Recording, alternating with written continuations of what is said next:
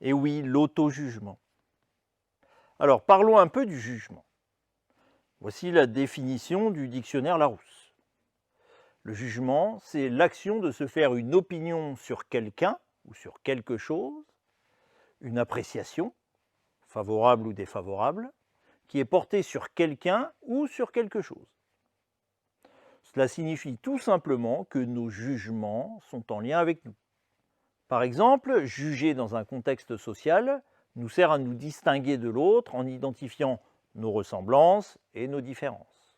Si nous jugeons que quelqu'un est grand, ce sera par rapport à notre opinion sur nous-mêmes. On est plus petit.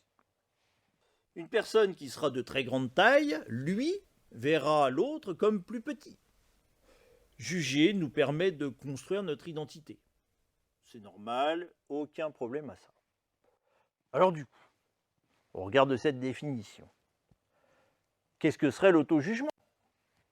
L'auto-jugement serait l'action de se faire une opinion de soi-même. Autrement dit, je décide à la place des autres ce qu'ils pensent de moi. Alors quel est le problème, nous direz-vous? Le problème, c'est que nous portons très souvent, même trop souvent, et j'ai envie de dire, un regard qui est très sévère sur nos réalisations, nos comportements, notre physique, notre manière d'être ou de faire. Et tout ça, à la longue, ça tourne en rond dans notre tête. Ça devient obsédant. C'est énergétivore. Et même au point parfois qu'on ne pense plus qu'à ça. Mais quelle tête j'ai aujourd'hui? C'est nul ce que j'ai fait. Quand c'est pas « oh, je suis nul ». Je me suis encore trompé. Oh là là, mais qu'est-ce que je viens de dire? C'est n'importe quoi. Ou ça ne vaut rien. Et puisque nous jugeons négativement, eh bien évidemment, on pense que les autres ne peuvent que nous juger négativement également. On rentre tout simplement en faisant ça dans un cercle vicieux, une boucle négative. C'est ce qu'on nomme le cercle infernal de l'auto-jugement. Comment fonctionne-t-il? On va le voir maintenant. Je suis regardé. Je suis regardé, donc je suis jugé. Je suis jugé, bien sûr, négativement. Si je considère que je suis jugé négativement dès que je suis regardé, je perds confiance. Je perds confiance, ressource essentielle, si elle me manque, je stresse. Je stresse, effet du stress, je peux perdre jusqu'à 80% de mon énergie corporelle, je me mets à trembler, à chevrotter, je perds mon énergie. Bien sûr, devant les autres qui me voient. Je me sens donc encore plus jugé négativement. Je perds encore plus confiance, je stresse encore plus. Toujours devant les autres qui le voient. Je me sens donc encore plus jugé négativement. Je perds encore plus confiance, je stresse encore plus. Vous l'avez compris, c'est le cercle infernal de l'auto-jugement. Pour arrêter ce cercle vicieux, je dois donc arrêter de considérer que puisque les gens me regardent, ils sont en train de me juger négativement. Alors, si on réfléchit un tout petit peu, est-ce qu'on est d'accord pour dire ensemble que l'auto-jugement n'a pas de sens? On reprend la définition. Je décide à la place des autres ce qu'ils pensent de moi. Ce n'est pas l'autocritique. L'autocritique, j'ai un regard critique sur mes performances. Là, dans l'autocritique, je me trouve effectivement dans une démarche d'amélioration. Auto-jugement, je décide à la place des autres ce qu'ils pensent de moi. Autrement dit, ne te fatigue pas à réfléchir, je l'ai fait à ta place, je suis nul, je le sais. Mais es-tu à ma place pour décider comment je te vois? Si on généralise, est-ce qu'on aime tous autant que nous sommes quand quelqu'un décide à notre place de comment on juge les choses? Ça n'a en fait aucun sens quand on réfléchit. Sauf que là, puisque ça nous concerne, eh bien, on se permet d'effectuer le jugement à la place des autres. Eh bien, nous disons stop. Stop à cet auto-sabotage qui représente le principal frein que nous allons avoir lorsque nous allons prendre la parole en public, qui va nous saboter notre petite confiance. Si vous voulez savoir ce que les gens pensent de vous, posez-leur la question. Alors, concernant l'auto-jugement, je vais vous raconter une expérience qui m'est arrivée sur scène il y a quelques années. J'ai joué dans un spectacle qui a été créé et qui a très vite, très bien fonctionné. Il y avait beaucoup de monde et les gens riaient beaucoup. On fait 1, 2, 3, 10, 20, 50 représentations, tout se passe très bien. Et un soir, au bout de 5 minutes de jeu, je suis en avant-scène, je dis une blague, tout le monde rit, sauf qu'il y a une personne au 3e rang qui fait « pfff ». Bien. 5 minutes après, je redis une autre blague, tout le monde rit, et toujours cette même personne, j'entends « pfff ». Et en fait, cette personne, ce spectateur, envoie à peu près 5 ou 6 « pfff » en l'espace de 15 minutes. Alors moi qui pensais être débarrassé de l'auto-jugement, eh bien, je retombe dans l'auto-jugement. C'est-à-dire que je me dis que cette personne ne m'aime pas, que je suis un mauvais comédien, que je dis des mauvaises blagues, etc., etc. Je suis rattrapé par le spectacle quand même, où j'ai quelque chose de physique à jouer à un moment, et j'oublie cette personne-là. Donc je repars dans 45 minutes de spectacle. 45 minutes après, je me retrouve toujours au même endroit, je redis une blague, et ce spectateur a une réaction en décalage avec le reste du public, et cette personne fait...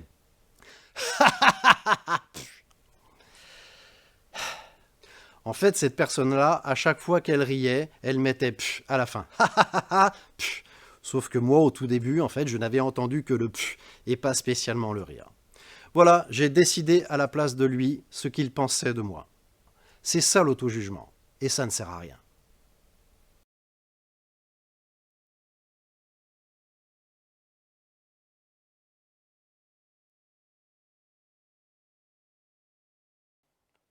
Je vous propose 3 exercices qui devraient vous aider à travailler votre lâcher-prise. Premier exercice, vous allez vous mettre devant un miroir et pendant 2 minutes, en vous regardant dans les yeux, vous allez vous raconter une histoire que vous allez inventer au moment. Ce n'est pas une histoire que vous connaissez, ce n'est pas une histoire que vous avez déjà entendue ou du dernier film que vous avez vu, c'est vraiment une histoire que vous allez inventer au moment. L'histoire doit être fluide, vous ne devez jamais vous quitter du regard et ça doit durer 2 minutes. C'est à vous.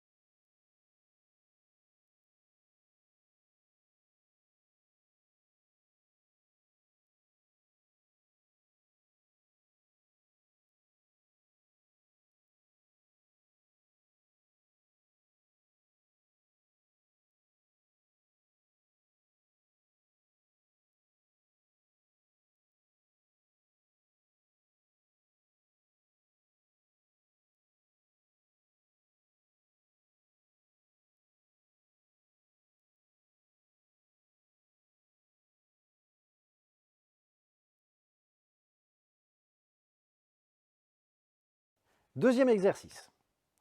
Vous allez reprendre, en vous regardant dans votre miroir, une histoire que vous allez inventer au moment.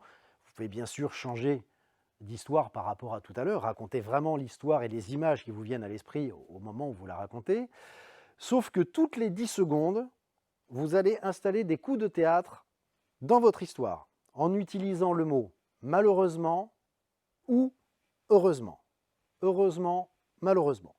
Je vous donne un exemple, vous commencez une histoire, peu importe, je vous raconte la première chose qui me vient à l'esprit. C'est l'histoire d'un petit bonhomme bleu qui se promène dans une forêt.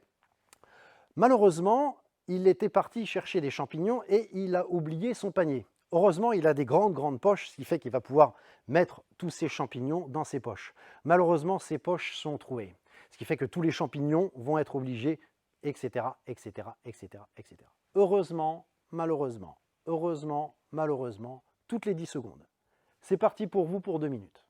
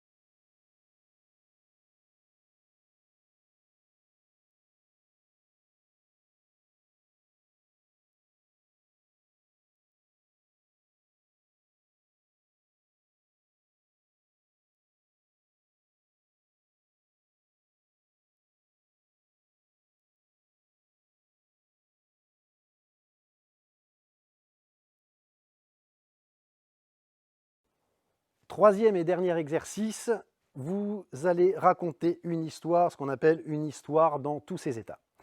Cette fois-ci, attention, vous allez choisir une histoire que vous connaissez. Donc ça peut être une histoire qui vous est arrivée personnellement pendant vos vacances ou peu importe.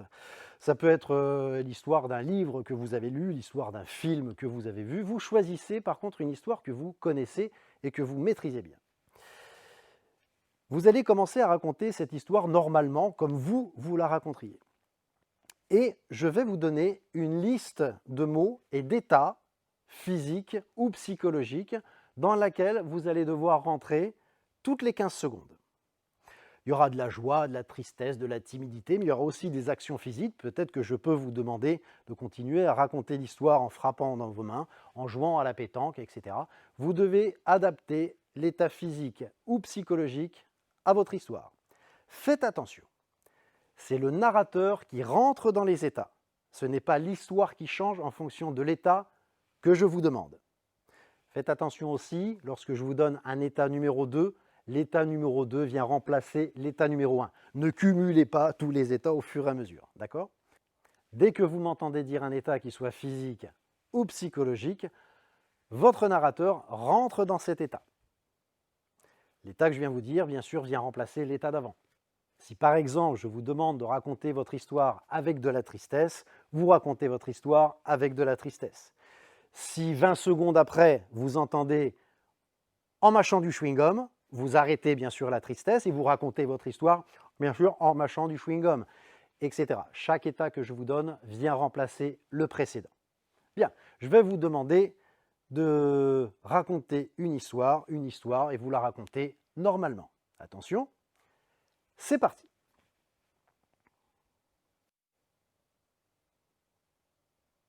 Joie.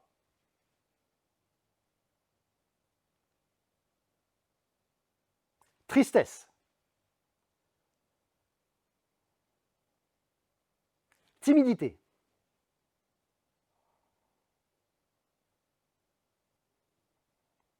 En sautant sur place.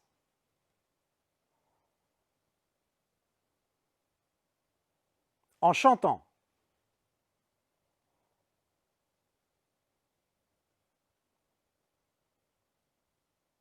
en bégayant,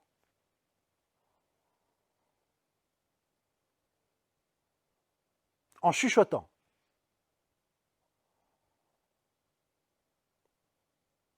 hystérique,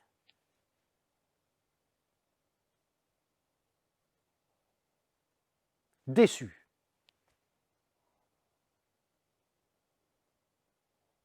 en dansant,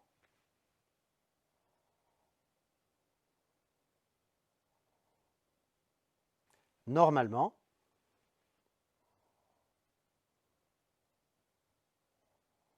très bien, merci. Vous pouvez bien sûr vous entraîner à passer plusieurs fois par les états que je vous ai demandés. N'oubliez pas, la prise de parole en public, c'est comme le théâtre. 95% de transpiration, 5% d'inspiration. Continuez et bon courage à vous.